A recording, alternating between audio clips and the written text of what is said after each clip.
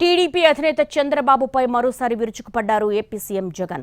కుప్పం నియోజకవర్గానికి చంద్రబాబు చేసిందేమీ లేదని మండిపడ్డారు. తాగు సాగునీటి కోసం దశాబ్దాలుగా ఎదురుచూస్తున్న కుప్పం ప్రజల చిరకాల కోరిక నెరవేరింది. హంద్రినీవా కాలువ ద్వారా కుప్పంకు నీటిని విడుదల చేశారు సీఎం జగన్.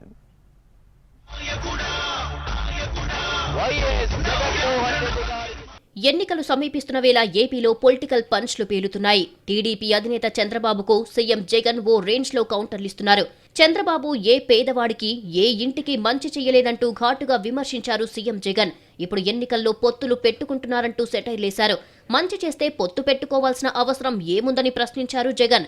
ఏ పేదవాడికి మంచి చేసింది లేదు, ఏ ఇంటికి మంచి చేసింది లేదు, ఏ ప్రాంతానికి మంచి చేసింది లేదు.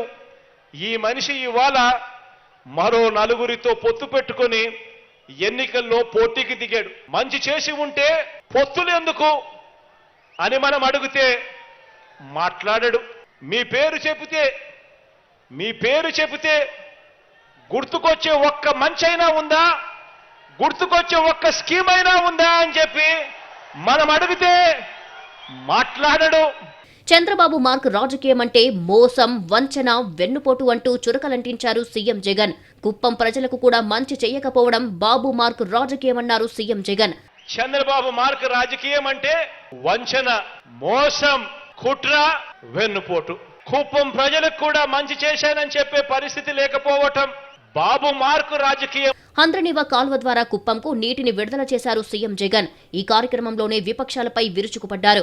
ఇక హంద్రినీవా ద్వారా నీటిని విడుదల చేయడంతో తాగు సాగునీటి కోసం దశాబ్దాలుగా ఎదురు చూస్తున్న కుప్పం ప్రజల చిరకాల కోరిక నెరవేరింది. కృష్ణా జలాలను తరలిస్తానన్న మాట నిలబెట్టుకున్నారు సీఎం జగన్.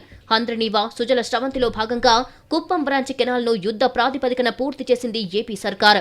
దీని ద్వారా 6,300 ఎకరాల ఆయకట్టుకు సాగునీరు అందనుంది. కుప్పం, పల్మనేరు నియోజకవర్గాల్లోని 4,02,000 మంది జనాభాకు త్రాగునీరు అందనుంది.